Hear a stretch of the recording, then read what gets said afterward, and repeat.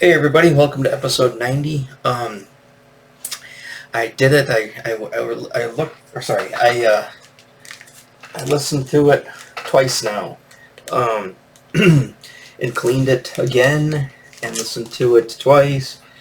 There's only one small blemish, and that's on the second disc, side B, during one of the kind of the throwaway songs. I find them to be throwaway songs.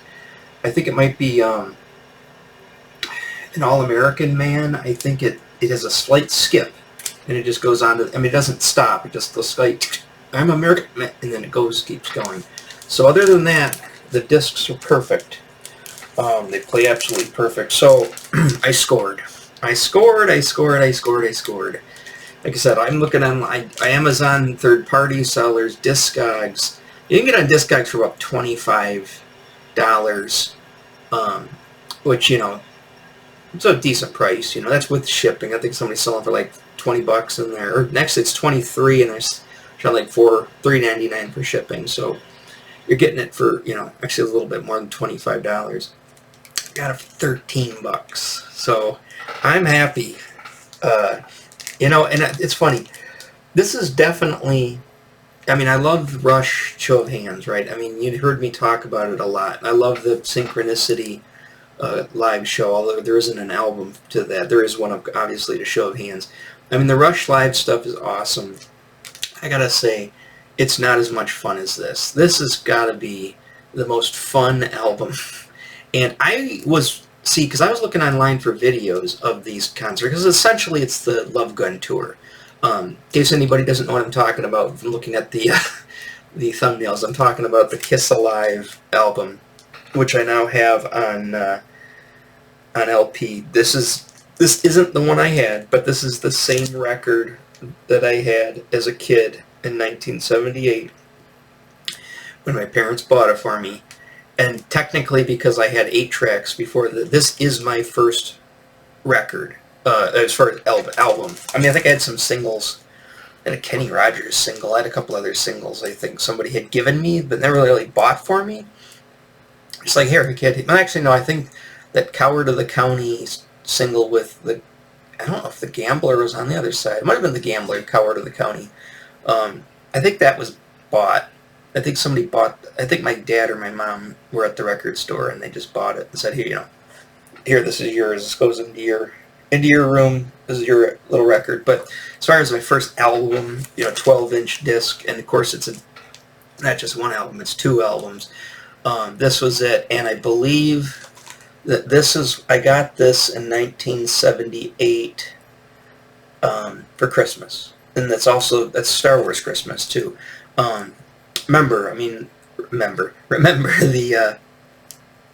I got the Death Star playset from Star Wars. I think when I say like Han, Chewbacca, and Leia, because I was missing those figures. And that was kind of like the big Christmas present, was the Star Wars stuff. Obviously, it's Christmas of '78. But I remember also, there's I don't even think they wrapped it, to tell you the truth. I think they just set it there. They just set the album out, like in front of the wrapped Death Star playset. It was just sitting there like that, just under the tree. This was on this was at the new house, the house in Winring. Just sitting there. And I was, you see Kiss, and, I've seen it at the store and stuff. It was like, so this was, like I said, this is my first album ever. And I can see why I loved it so much as a kid. I mean, I played it constantly on that old Sears stereo. Or hi-fi stereo thing, all-in-one doodad that, my parents hand me down because they got the new stereo in the living room. But when I think of Kiss, obviously I think of, the solo albums, and then I think of Love Gun, Destroyer, and, Rock and Roll Over. But this is what I really think of, is this album. And I gotta say, it's sometime I'll go back and I'll get this, if I find them for a good price, I'll get the first few albums, its first 3 albums. Yeah, it's 3 albums, and then Kiss Alive 1. That's not really my Kiss. I mean, that was not really before my time, but it was before, you know, I actually might have, I don't know what year was the first album. 73, the year I was born, I think. But like I said, I didn't get into Kiss until 1978, and so it up until that, because it was Kiss Alive 2, it was that run. It was, like I said, I block everything off. I do this with the Rush albums too, and I think of, you know, I take the first album, set it aside because it's the Rutsy album, and then I take the first Neil Peart album and I go Fly By Night, Caress of Steel, 2112, 3 albums, and then boom, hit you with the live album, right? That's a block to me. And then you do the Hemispheres, Permanent Waves, Moving Pictures, boom. You got 3 albums, and Farewell to the Kings, 4 albums. You get a block, and then you do Exit Stage Left, the live album, and then of course Up to Show of Hands. So with Kiss, I think, and all the bands I do that have live albums that come usually consecutively after 3 or 4 albums, I consider it like the block. So this block is my favorite one. It's The Destroyer, Rock and Roll Over, Love Gun, Kiss Alive 2, and of course then the solo albums. But then and then double platinum to some extent. I never had double platinum I had it on CD like in the 90s, but I never had it. I never had it on vinyl. And I remember people talking about it. Double platinum. I remember being at Kresge's there in Rochester, in the corner of Tinkin and Rochester. I got to tell you where every store is exactly, just in case you might know. None of these stores I talk about exist anymore. Kmart's gone. Everything's gone. Literally, I feel like the toe cutter, not the toe cutter, but the Knight Rider at the end of, or in the beginning of, Knight Rider, when he's driving the car and he's just like, it's all gone, it's all gone, it's all gone, because the world's, it's the apocalypse, like everything's on. That's how I feel like when I talk about like all of the places of my past. It's all gone, it's all gone. But anyways, so yeah, let's dig into the album. How I'm going to handle this is I found a few images. I'm just going to show some images, and they're essentially images from the Love Gun tour, which is what this album is. And they might not, where was this recorded? I believe it was California, wasn't it? Let's see, let's pull it out. Set the desk aside. I'll show you the gatefold too while we're at it, but there's the back of that gatefold. Oh my God, that's such an awesome cover. It's funny. It's like it seems like a throwaway phoned-in cover. It's like, you just put some, stencil style, wording on there, the Roman numerals, essentially the same photographs from the back, just put on the front, and then just Kiss with this like kind of blue. But it works so well. It's Kiss Alive too. What else do you need to do? It's going to be an alive album. That's the money shot right there. Is that stage? God. Yeah, I just wish I had more photo. I found some great photographs. It's funny. It's like I'm looking at photographs of something that existed back during a time when this is my only frame of reference was this picture. And then I think that one image I used for my first Kiss video, and I've got it in here in the folder. I believe that might be a studio with the set up, the stage setup. It might be the stage at one of the shows, but I don't think it's while the concert's going on. I think it's like a promo thing. So I've seen that before. That was a big. You can get a poster that was a big thing. But and I found some other alternate photos from that same shoot. But there's some stuff on there that I've never seen before. And like I said, there is footage from the live, but I can't find anything good. There's no like remastered 60 frames per second of any of the, like they do the Rush stuff. I can't find anything that looks that good. Everything looks like shit. And the problem is, I was always under the assumption too, because of the recordings I heard on the YouTube videos and stuff, that they were that. It's like, oh God, man, the sound is terrible. I hope the album's not like that. No, the album sounds good. It sounds like a live album, but the album's mixed right. It sounds good. They sound, you can hear Gene's bass, you can hear the drums, you can hear, guitar, you can hear Paul singing. you know, it doesn't, everything isn't, nothing overpowers anything. I mean, except for the screaming. You can just hear the screaming of the crowd, and that's pretty crazy. But, yeah, I mean, what a hell of a show to be at. You know, I mean, I was at the 79 one, which was, you know, the Dynasty one. It wasn't, what I would have loved to have been, you know, just a few years older and be into it just a few years before and see them at this show. But, you know, I'm not gonna look the gift horse in the mouth or, you know, past experience. I still got to see him at this time. It's just a year later.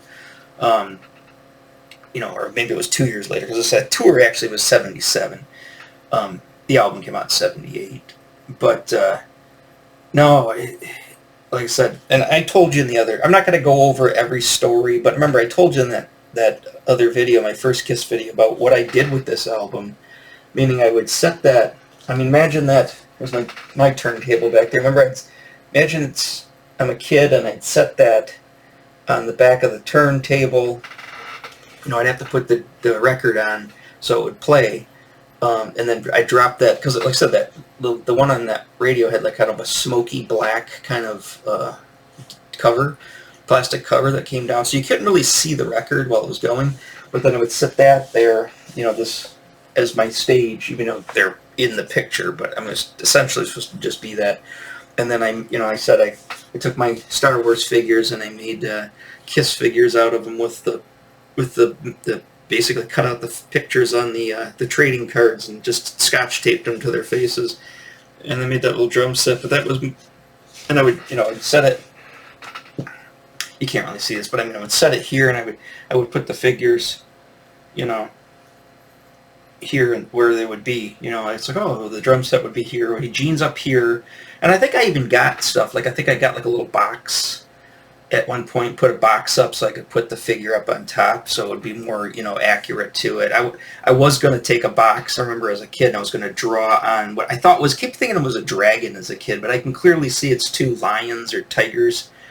But I wanted to draw that. You know, and it's funny. I didn't even know. Here's the other thing that's crazy. Sorry, I'm talking so fast, but I'm excited about this album. Okay, see the two tigers, right? Okay, now block out the faces. That's what I thought it was as a kid. As you can see, I mean, you gotta think, I'm using 5-year-old, 6-year-old brain here, and 6-year-old eyes. I thought that was what was on there. See, they almost look like the paws. They almost look like dragon heads, like it's a, you know, not like a hydra, but like a two-headed dragons. You know, that's what I thought it was. And then one day, I think, even as a kid, I looked a little closely, and I went, oh.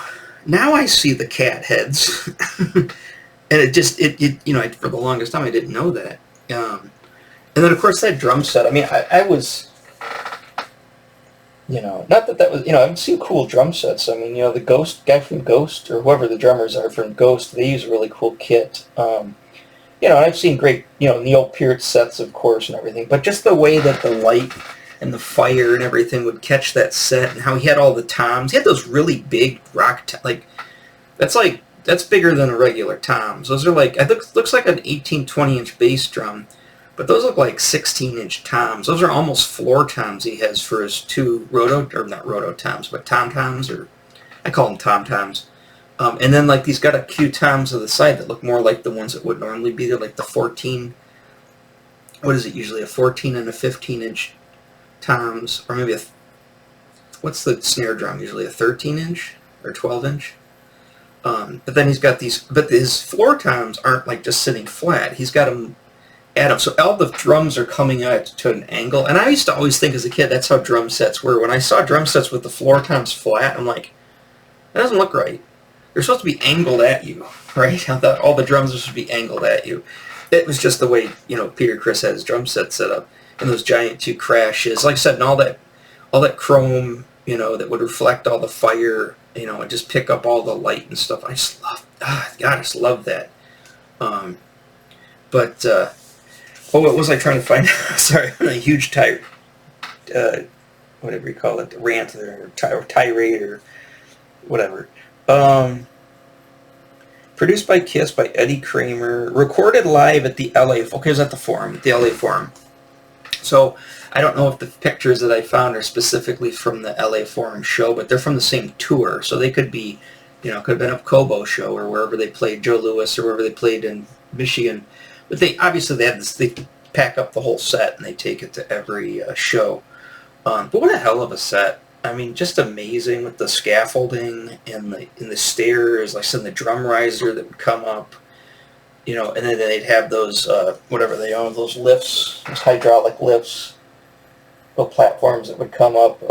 I couldn't do it as a kid. Even as an adult, like, whatever. If I was to play a show like this, I couldn't. You couldn't get me up on one of those. I'm too scared of heights. Even though he's probably only what, maybe 15 feet off the ground, if that even. But then you got to think that's the stage, I think, and then you're over. I think they kind of went out over the crowd, maybe, I don't know. But I couldn't do that. I would be too nervous. I could do it, but I couldn't do it and play at the same time. I'd be too nervous. You know, the other thing that's crazy, and I got some photographs, I'm going to notice this, is I know you had a Gibson Ripper. Gene's bass was a Gibson Ripper, but I know he also had a Gibson, not Ripper, but a Thunder, not a Thunder, God of Thunder. No, it's a Gibson. There's another one too, but because it had like the more like arrowhead headstock. But this may be the Gibson Ripper. But the thing is, it's weird. It's like it doesn't have the same pickup combination it has. It has one giant humbucker, and then it's got like those bells over the bridge, which they don't really put on basses anymore. But that was a thing back then. But the cymbal looks oddly. It's either the Yamaha cymbal or it's the Spectre cymbal. That'd be cool if it was. But I would always assumed it was a Ripper or that other one, that other Gibson that he was playing at this time. But he might have been playing an old Spectre. I don't know when Spectre, first started making guitars, but I'll have to check into that. I'm just wondering about that. I'm sure there's somebody online's they tell you exactly all the specs, the entire rig rundown of what they're using. But I gotta figure that. I want to see about that. I'm just interested, and I just think it's kind of interesting that I got this. This is one of the reasons I got that bass, because it kind of looked.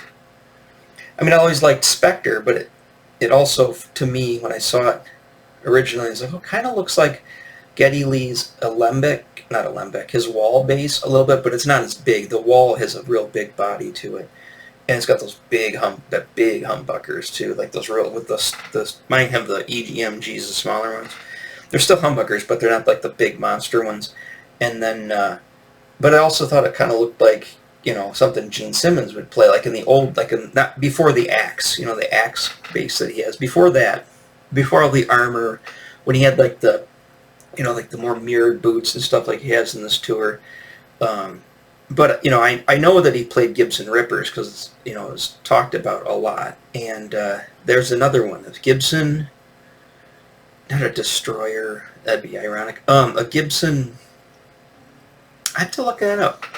It's another Gibson they're rare. They're a lot rarer they're all hard to get nowadays, those Rippers even.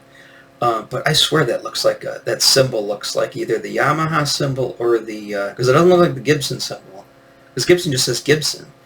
This looks like a symbol, and it almost looks like either the Yamaha symbol or the Spectre symbol. But we'll look at that a little closer on the video or on the photographs here. So let me switch over to this. Remember, I told you I'm not going to play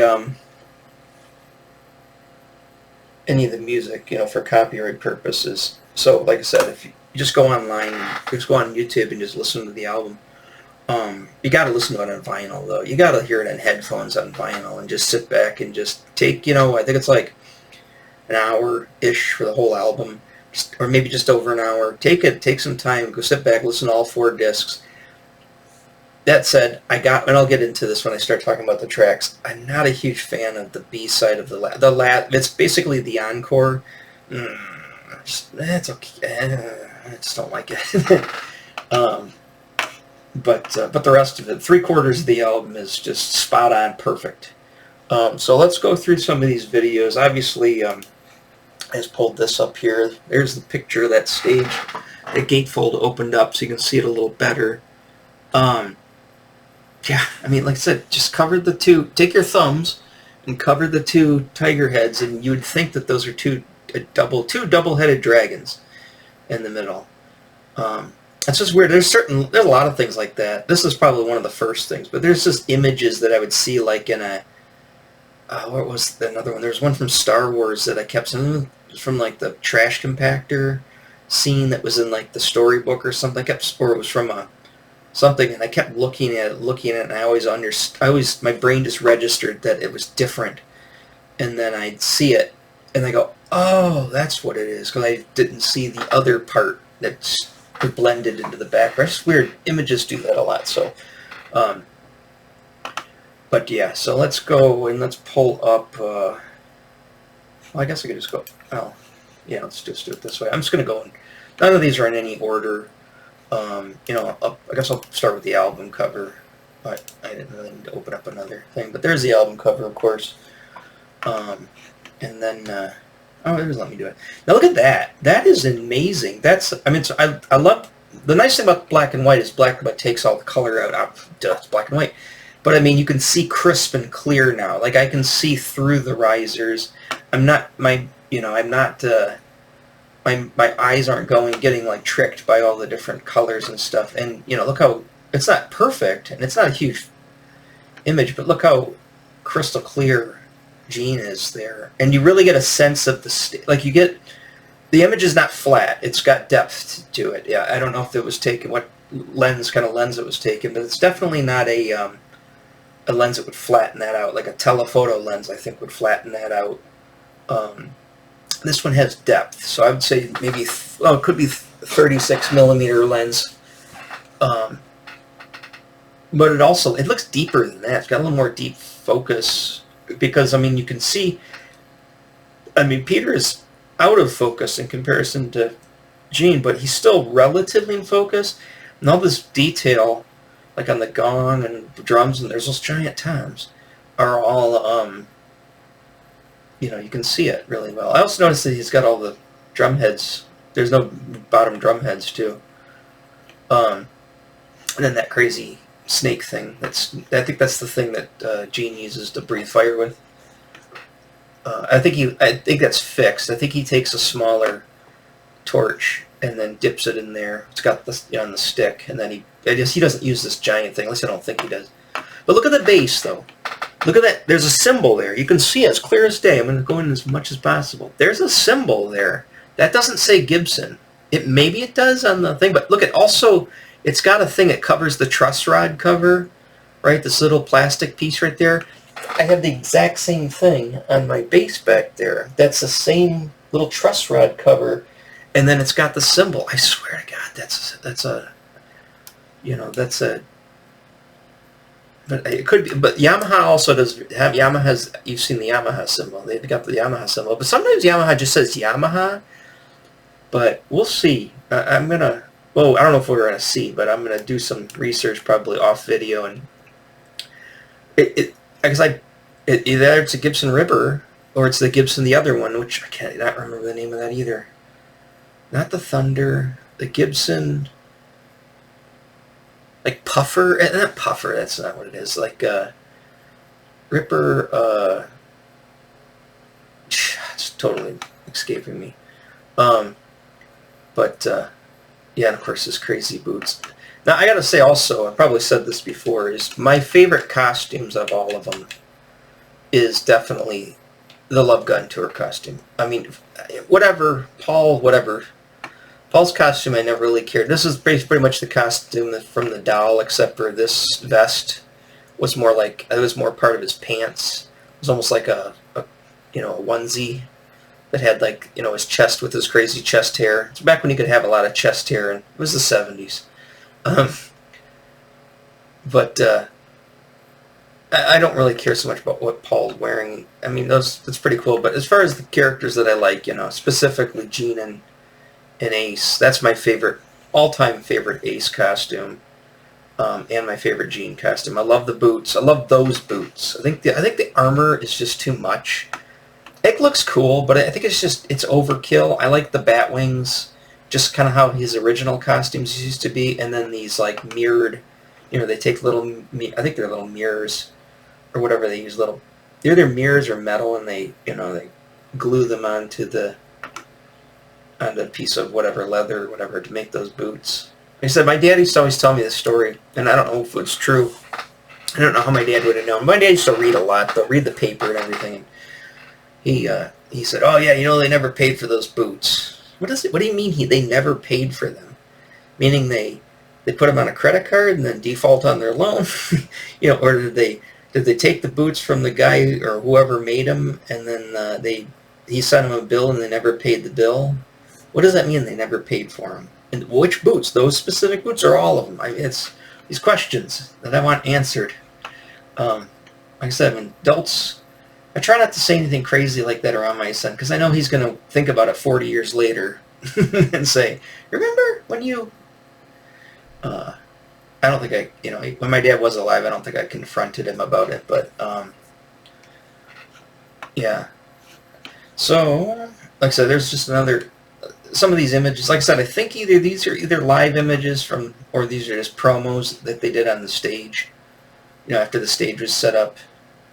Because there's not a lot of smoke in these, and there's a little bit of smoke up there.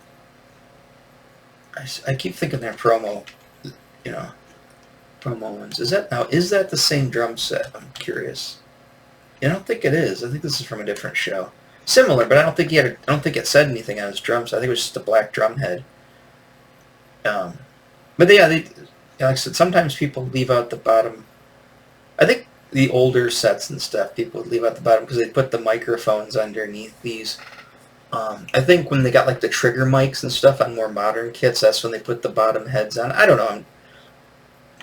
I don't know a lot about that. I mean, I tried to play drums for a little while. I don't know all that crazy stuff. There's a nice, good Paul photo. I was trying to find some better of the other guys too, but that's a good Paul photo. Obviously, he's doing the whole guitar dick thing. They're there up on the risers. The Love Gun Tour 1977, so that's what we're talking about here. Did I go through all of them?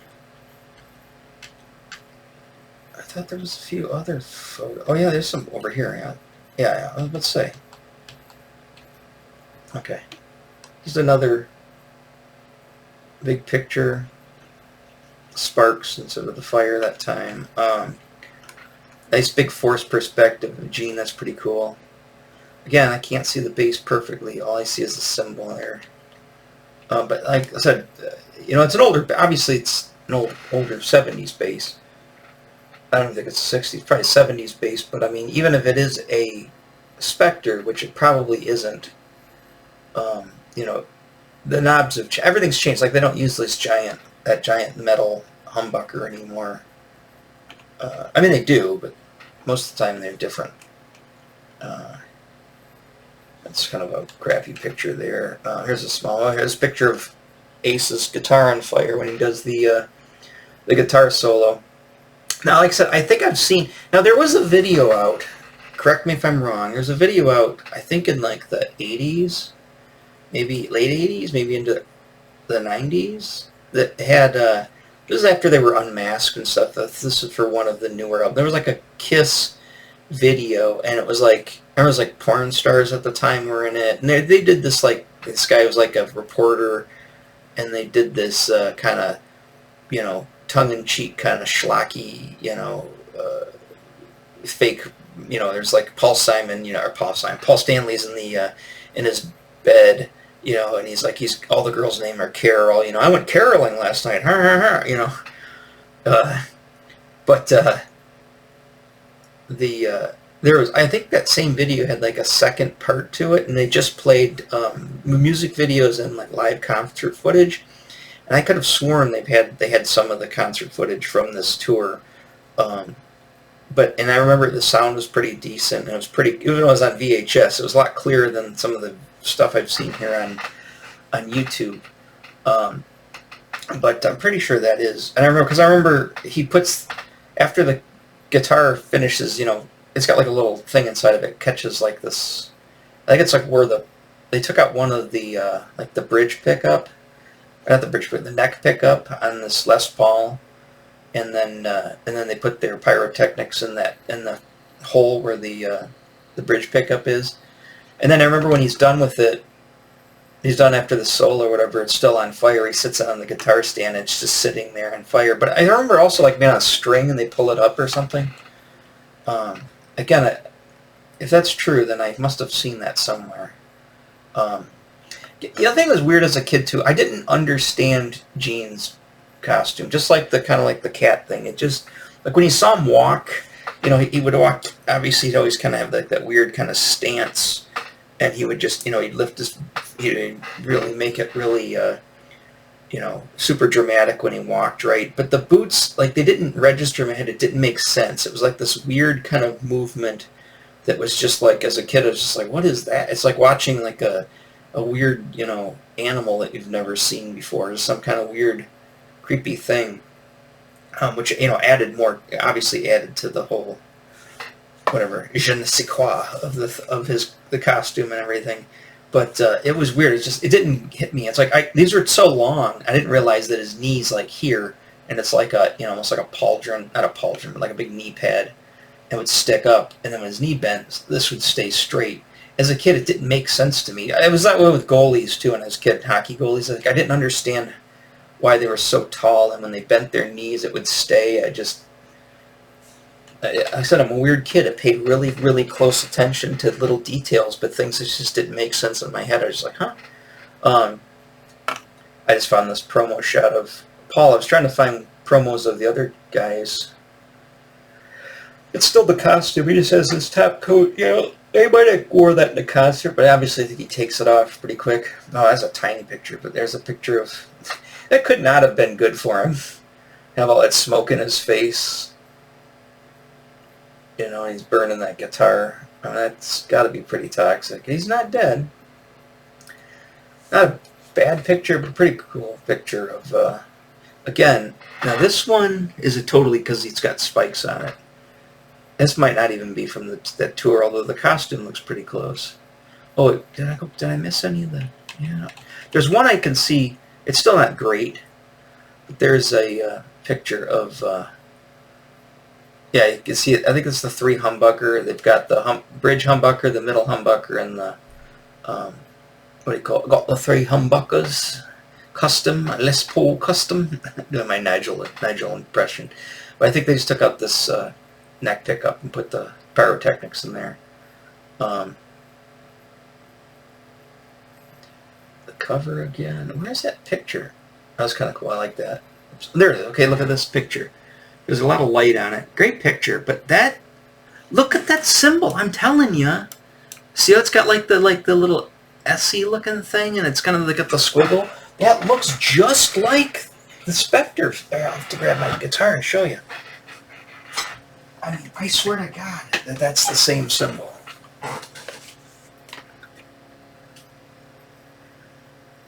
Look at the picture in the... Look at my guitar and look at the picture in that... I mean, it's not the same model. This is, you know, this is a Performer 4. These came out in the early aughts. You know, they kind of all have kind of the similar... Just like a Stratocaster. They have similar, like you know, signature styles. But I swear to God... You know, so this is, of course, that was back in the... but see, look at the head, too. See, look at the shape. It's pretty close on. It's just that this one has more... kind of goes up at an angle, as that one kind of comes back down. But, like I said, you can see there's a cover over the truss rod hole right there, which this has as well. But I swear to God that's a... I mean, you can see the little gap. You can see, like, that little gap right there in the symbol. I swear to God that's a Spectre bass he's playing, which I didn't know he would play. Like I said, I thought it was all Rippers or just Gibsons in general before that custom axe thing that he has. But because yeah, I mean obviously, like I said, my knobs don't look anything like that. It only has the single humbucker, so it just has the tone and the volume. It's got the switch too. I don't know what the switch would do. Maybe it's just a kill switch. If he just wants to, you know, just cuts everything off instead of messing with the tuner knobs. Like if he just wants to come in and hand it to somebody, or he's going to walk around stage and he doesn't want it to make any noise, he just hits kill switch. Maybe it makes logical sense. Like I said, there's this bell which they don't put on. Unless they're trying to go for a vintage look, they really don't put that bell on it. The body looks a little weird, but I think this photo I think that it has like a weird perspective to it. I swear to God, I swear to God that is a thing. Oh yeah, there's those scaps. See how high they are? I don't know, maybe I could. I probably could when I was younger, but nowadays I get like second floor of the mall, and I'm just like, I get nervous. If I was just to go up one of these little that's not even that tall. It's like getting like when I worked at the auto shops and stuff. I'd use the little scaffolding, go up and get parts and tires and all the other stuff way up in the storeroom. That's about that height. I don't know why I'm fixating on that, but I'm fixating on it. Okay, here we go. Great picture though, by the way. I love the color. I also love these like from the ground or from the crowd up on the stage, which obviously it's a cinematography thing, or a photographic thing where you want to make somebody look majestic and larger than life. You shoot from a worm's eye view. Same thing in comic books. But I love when you shoot from that angle and then you get that lighting bar, that lighting scaffolding that comes down on that. I love that. And then it kind of has all the angles of the lights, and then of course you can see some of the Kiss light in the background there. I love that. Love it. Let's look at that bass again. I know I'm fixating on the bass. You're probably like going, this guy's just going to not stop talking about this damn bass. But like I said, I'm sure people will chime in and tell me if they know. I'm going to try to look myself. What's going on over there? Is that a chick or a dude? I don't know what's going on over there. I don't know what's going on. That's weird. But yeah, that's cool. You can see more of that stage. Look at that. Look at that. Look how many freaking Marshall heads. Look at those stacks. That's literally, when they talk about Marshall stacks, I mean, those are probably all 410s. Maybe there's a big, whatever the big one at the bottom, but those are 410s. And look at that. You got 1, 2, 3 across. 3 of them would be a lot just to begin with. But now look at, you've got 1, 2, 3, 4, probably 4 deep, possibly 5 deep, or 5 tall. 15 freaking. That's just for. It's probably for Ace, most likely. Maybe this half of it's for Ace, and then one's for Paul. I don't know how they would do that, but I don't know exactly. I mean, I know how they do that, but I don't know which is which. But and look at all those freaking heads to power all those. You would think that they would just run it into one head. I guess one head doesn't have enough power to power them all. You have to power them individually. I borrowed a Ampeg bass stack for a while, and I've kind of messed with it, but I don't have a lot of experience with half stacks and stacks. It's too expensive, and not just too expensive, nor to put them, and they're way too loud. For me, it's always been combo amps or plugging them direct. But yeah, pull that up. There's another cool. I like the black and white, like the sparks. I just like that. That looks cool. Look at that shot too, with them on the scale. Yeah, see, they're not super high, but they're up there. Those little hydraulic lifts that move around. That's just so cool. And look how high the drum set just keeps going. I think it's something they're going June, and just keeps going higher and higher. I think that's all the photos. All right, so let's get to the tracks here. How will we do this? I've got. Didn't I? I thought I put the album cover, the back cover on there. Didn't? That's my crazy folder of all my stuff. I guess I didn't. I thought I put the back cover on there. Alright, well, we'll just put the front cover up just so you have something to look at while I'm talking. Well, no, actually, I need to I'll show it on there. I'll use this one. Got a CD, anyways. So, let's go through the album. We've got some time here. It's only been 40 minutes. We got about 20 minutes to go here. So, okay, here's the set list. They kick it off at Detroit Rock City. Awesome. Remember, this is also the tour that they used a lot of this footage for the the Kiss meets Phantom of the Park too. So they do because they do Detroit Rock City. I think they do Shout It Out Loud in that movie, and of course they do Rock and Roll Night on here. Rock and roll on. It's not on here. That's interesting. I'm not a huge fan of that song. It's super popular. Everybody loves I love that song. It's okay. I like Shout It Out Loud a lot better. But yeah, they kick it off with Detroit Rock City, perfect, and then they go into I'm not really going to analyze these songs to death because most people who are getting here are probably Kiss fans to begin with. And if you're not, just go listen to the songs. I mean, there's people have said a million things about all of these songs. I'm not going to probably add too much to my analysis of the songs, but outside of tell you what I think of them, as far as my opinions. Not really an analysis, but so Detroit Rock City, track 1. This is side A of the first disc, and you got King of the Nighttime World, good song, King of the Nighttime World. I love that. And of course, Ladies Room. I like the Ladies Room because it's from Rock and Roll Over, and I used to love that. And that was just, like I said, it's just weird. You're a 5-year-old kid and you're singing Meet ya in Ladies Room. I just thought that was weird as a kid.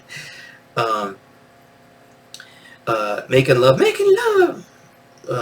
Love's off of I'm fuzzy on Love Gun and Destroyer because I just don't currently own them and I haven't looked at them in a very long time as far as the track list. I mean, I know Detroit Rock City's off Destroyer. I think it's the first track on that one too. And Love Gun's obviously on Love Gun. I think Making Love is on Love Gun, I think. Making love. And then of course, then they do Love Gun. So you get Detroit Rock City, King of the Nighttime World, Ladies Room, Making Love, Love Gun. That's the first side of side A, or first disc. Second side, you get Callin' Dr. Love. A great song, also from one of my favorite albums. Or my favorite Kiss album, Rock and Roll Over. Christine 16.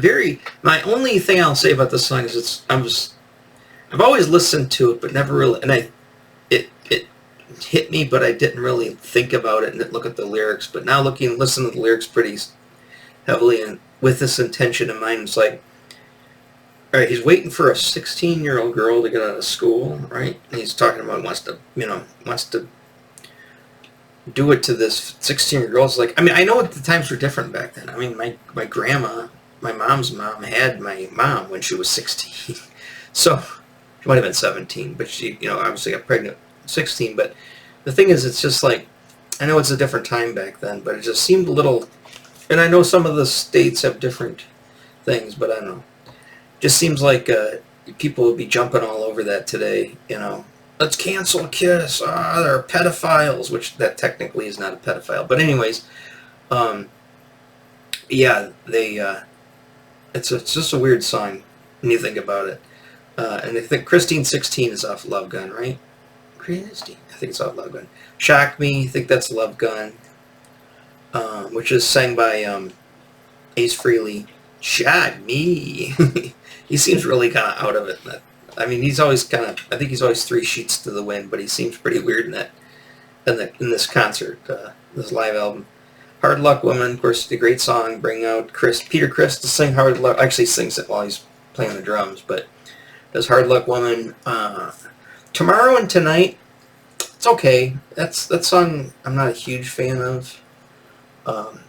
I Stole Your Love's great. I stole your love, stole your love. That's a great song.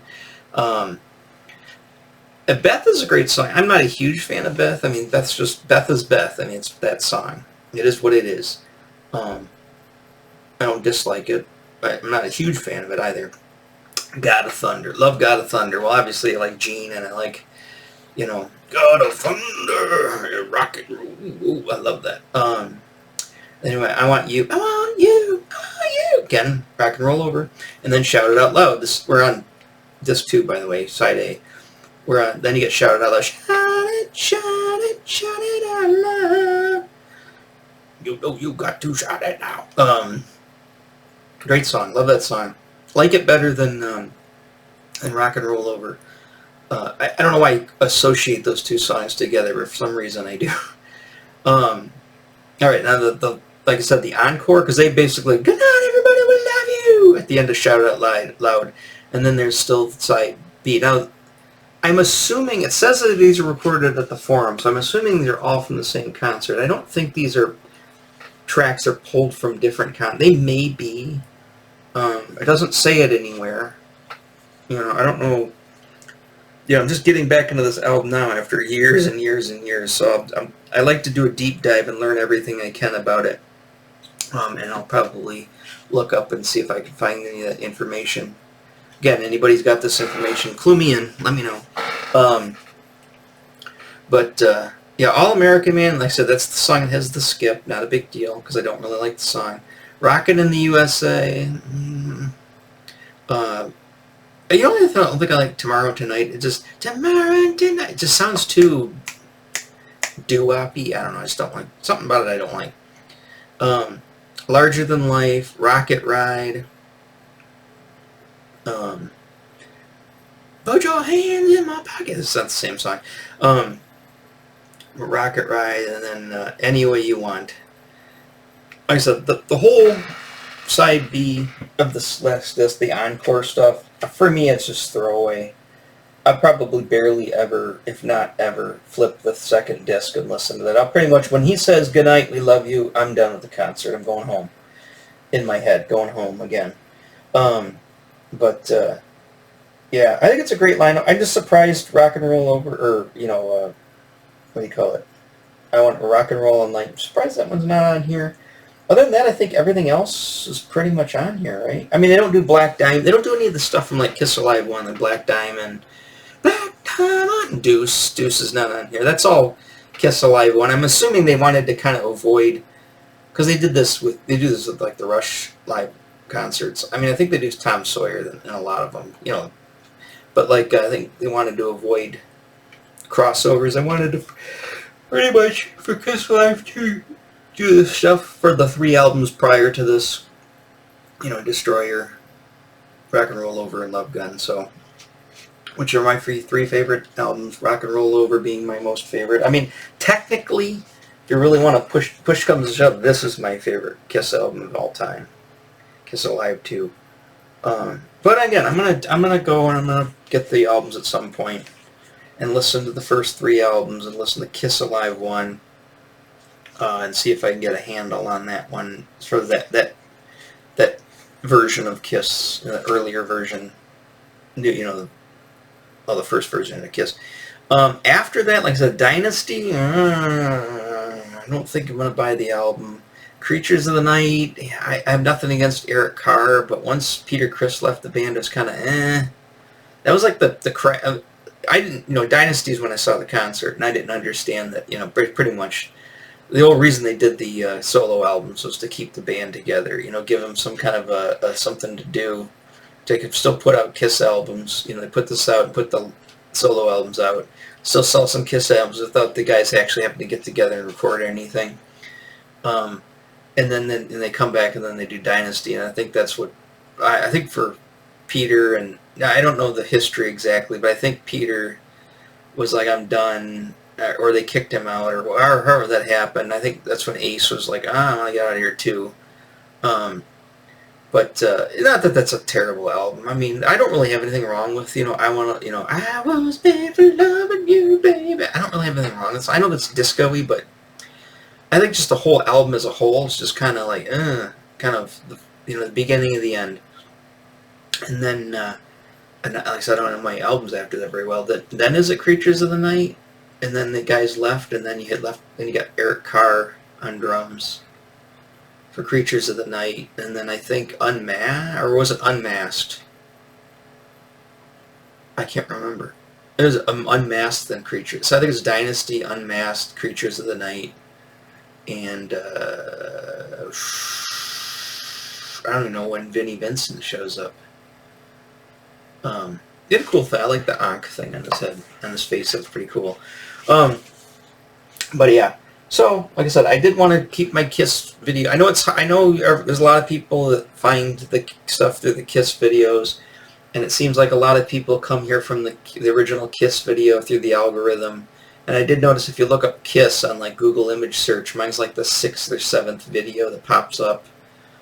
So probably a lot of people are finding it because of that video, and then they click on it and then they see, oh, this guy's just talking about comic books and toys, you know, or other albums, this bands we've never heard of or don't care about, you know. Everybody comes for Kiss, and they want Kiss. It's kind of like Rush. They only come for Rush, but nobody's really coming for Rush. I also find it strange. Like I said, when I put I don't know if I said this in another video, but when you put the tags on like your thing, your description of the videos, and it shows, you know, how many people have either tagged it or how many times I think it's how many people it's been tagged, how many times it's been tagged. And, you know, and you put in like Rush, right? Rush has like 800,000, right? It's like, it seems a little low. When you put in Kiss got like 13.7 million times it's been tagged. And that's the band Kiss. And it's just like, okay, that's really odd. When you look at like just the word music, music's like 8 million or 4 million or somewhere like it's in the single digits millions. It's like, okay, so the band Kiss is tagged more than the word music. You know, that's kind of odd. It's weird. Like Ghosts, but up there. Ghosts in the single digit millions, but they're up there well over. I mean, obviously they're a new band and they're popular. But Kiss just has so many people, and it's just like I'm not saying it's a bad thing. I mean, it's great. I'm glad there's that many Kiss fans out there. I mean, so Kiss is on their 9,000th farewell tour. They just can't hang it up. But the thing is, I just find it weird. So if you're coming here from the Kiss videos, you're probably gonna be like, oh god, he only does a couple of Kiss videos. So the thing is, these albums are not cheap and they're hard to get, and I don't like to really do an album or a video unless I have something to talk about. I want to talk about the albums. And I'd love to talk about the dolls. I really want those dolls. Can't afford it. I mean, I can buy them, but I don't want to waste. I got other things that have more priority to spend that money on, and it's $200 for those dolls. You know, if you're out there and you really like Kiss and you really want to support my channel, you can always buy me those dolls, and I'll do a video, and I'll definitely mention that you bought them for me. Just a little plug there. No, I would like to get those dolls. Like I said, I mean, I'd love to have the originals, but that's just not going to happen. But, you know, if I got stuff like the dolls, or if I found like a makeup kit, that would be cool. You know, you know, it's hard to got those hair on my face. I could maybe pull off an Ace Frehley. I got the hair pretty much, well, what's left of it. But I could do an Ace Frehley. I'd love to try to do an Ace Frehley. Gene's okay. Gene's kind of, I think that Gene, it's cool. I like Gene, but I think that silver on Ace Frehley's stars on his face just looks so cool. I could do an Ace Frehley if I had the makeup kit or a makeup kit. I think they still make modern makeup kits for Kiss. I'll look into that. Look into it and see if, because obviously I need the silver face paint. But I'll look into it and see if there's a modern Kiss makeup kit. And if there is, I'll order one. Because Halloween's coming up, so now would be the time to get it. And then I probably won't do a Kiss, because, you know, we'd be here all afternoon as I screw up 100 times. But I'll have to do it a couple of times, and then and get it ready, and then do a video after the makeup's on, and I'll give it a shot. Well, that'd be kind of cool. I think that'd be fun. I haven't done that since literally 1979, so that would be pretty cool. So maybe we'll look into that, because I mean the original makeup kit, even if you could find one, it's going to be astronomical price, and the stuff's probably junk inside the box. I like the box. The box is cool, but the stuff inside's probably junk by now. So you'd have to get a newer one. I think I've seen them on Amazon. I think they do sell them, and they're not allowed to make $15, $20 the most for like a full kit. And I believe that they come up with the silver paint. If not, I mean obviously, you know, the guy does, like Kiss, like there's a video of Gene putting in makeup on. He basically says the exact brands of makeups that he uses, like the white clown makeup and what he actually uses. So it's not like it's like made specifically for Kiss. He's buying over-the-counter stuff. So, you know, obviously somebody makes silver face paint that they use for Ace or over Peter Criss's nose. So that'd be cool. I'd like to do that sometime. I'd also like to take one of these jean vests. I got my battle vests. So the people say don't, at your age, don't be wearing these vests. But guess what? Screw you. I don't care what people think. But I'd like to take one of these vests and make a Kiss battle vest. That would be pretty cool. We'll get a Kiss back patch. Maybe, I don't know if I'd do... Rock and Roll Over might not be the best back patch. This would be a cool back patch. I look so bad. I mean, Destroyer obviously probably be the... Or Love Gun would probably be the best one. Do a Love Gun back patch. Do, the small patches on the fronts with the other bands and stuff. And maybe the logo stuff. Then if I could find, like, something for the front here. Let's do a cool Kiss battle vest. I'd like to have a Kiss battle vest, an Iron Maiden battle vest, a Rush battle vest would be cool. But I'd like to do that sometime too. For me, I don't even sew the stuff. I just hot glue everything on. That way, if you really want to get it off, you can rip it off without wrecking the patch or the thing. It's a pain in the ass after it's been down there for a while, but you can pull them off, and you can actually use like a chemical to dissolve the hot glue. But it's a lot easier than sewing it, just hot gluing the stuff on. My son's Iron Maiden Senjutsu back patch, I just hot glued it on because I wasn't sure it was going to fit because he's wearing a kid's small and or an adult small, and the patch was supposed to be for a large adult, so I was wondering if it would fit if I didn't have to trim it, but it fit pretty good gluing it on there. But yeah, so Kiss Alive 2, finally got it. Like I said, this was the album to find, because I can still buy Destroyer and Love Gun, the reissues. They're pricey. Love Gun's like $40-some. And I've looked at it I looked at vintage copies and stuff. It's just, for the money, it's like the cheapest I could get a Destroyer for a vintage copy was like $30. So it's like, I'll just pay $32 and get the reissue. It comes with 2 discs too, so there's extra stuff on it. Same thing with, the Love Gun one's like $45 or $42. I think to get a good, decent copy of Love Gun. I know the guy downtown's got one. It's a piece of garbage. He wants $25 for that one. So I'll pay the $42 for a reissue, 180 gram disc.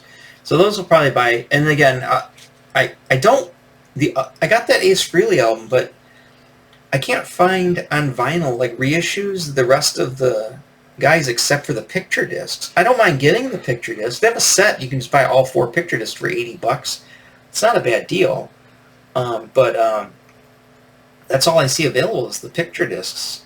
I could swear they had the other albums in the same series that I have, because I don't have the picture disc. I got just the regular release of it. But I'll have to find those at some time. Double Platinum's hasn't been reissued, so Double Platinum. But that seems like when I know the guy downtown is a Double Platinum. I think he wants $25 for all of his Kiss stuff, and the stuff is, I don't even know if the sleeves are in it. And I've looked at the records, and there's some pretty egregious scratches in it. It's like going, come on, dude, $10 maybe. But I'll get the remaining albums. Like I said, sometime I'll go back and I'll revisit or I'll visit for the first time the first Kiss albums and up to Kiss Alive 1. But again, this is my time, was this album, and very first album I ever had. So this has got obviously a special place in my my love of music and my love of vinyl records. But I'm trying to think, what did I even get on vinyl after this that was my record? So I never had Destroyer. I had Love Gun and I had Rock and Roll Over on 8-track. I had the Ace Frehley album on 8-track. And I had this on vinyl. It was the only one. My next record, because remember, cassettes started to come out in the early 80s. They were pretty prevalent. Now, I think most of my records that I bought were cassettes, because most of those, like Rush Moving Pictures, High Infidelity, all that stuff was either my sister's or my dad's, or both of them. But it was like the family albums were all those 8-tracks. And after my parents got divorced, I didn't buy a lot of the albums. I eventually got rid of that turntable I had, and I think the other turntable ended up going somewhere. Look when my mom got divorced. I think she took the turntable, and I don't know if it ended up at the Great Oaks Apartments, or she just sold it or gave it away to one of the guys that worked there for helping her move or whatever. That was an event. Let's just put it that way. I just remember it. Still remember it. The cops came. Everything. It was just not a pretty sight. But yeah, the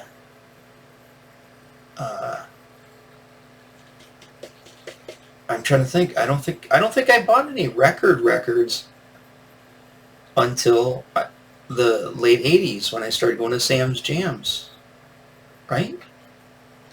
85, 86? I saw cassettes. Yeah, well, I bought Def Leppard, Pyromania, Shout at the Devil, Metal Health, Iron Maiden, Peace of Mind, Power Slave. Wait a minute, did I have Power Slave on record? I don't think I did. I think a friend had it on record. I had it on cassette. I had Power Slave on cassette. I had Seventh Son. The Seventh Son I know I had in cassette, and I had the other like non-Rocky, like the Joshua Tree and all that stuff. Yeah, everything was cassette after that. I think this was the first record I ever bought, and the last one I bought until the late 80s when I just started getting into vinyl, going to Sam's Jams down there in Ferndale. It's odd. Well, my sister that was Zenyatta Mandata was my sister's. I had to have had at least one or two records. I just can't remember what they were. But most of them are cassettes. Because I didn't start getting my own. This was like, again, I think this was just kind of a thing. I was 5 years old. I think my parents, I really liked Kiss. I think it was just kind of a thing. It wasn't like I'm getting into music. Even though I started to listen to music right around that time. But it was all, it's just the parents had a bunch of 8-tracks. And I would just pull the 8-track and play it. Moving Pictures, Queen's Greatest Hits, trying to think of all those records. And then my sister got the Columbia House thing in like 1981, 82. Then we got like Journey Escape and Jay Giles Freeze Frame and the Asia album. That was all on cassette. So yeah, I think we jumped to cassette pretty quick before, and records just kind of fell by the wayside. So all right, talked my hour about Kiss Alive, so I'm gonna make up my little thumbnail, so it'll be cool. This one's probably gonna go out on Friday, because Thursday is the one for the record convention. Again, unless I can think of something to do for a Kiss video as far as going off just finding some pictures, maybe I'll do a follow-up if I find some information about it, about the the guitar, the bass guitar, whatever, more stuff about the show. I might do a follow-up album, but I'm probably not going to buy anything until I get those other 2 albums. And again, right now I'm kind of need all my cash for something, so I can't really be spending a lot of money here, unless I find like used stuff, at the record store for like $5 or $6. But I can't spend $42 on a record right now. I need that money for something else. But all right, so I will let you go end this. You know what? I'll probably talk about the bass stuff. The bass is coming this week. I'm gonna do that unboxing. That was bought before I knew I needed to conserve money, and like I said, that wasn't expensive. It's the whole point. I want to make this video about this bass being so cheap. But that's coming Thursday. It's supposed to be here Thursday or Friday.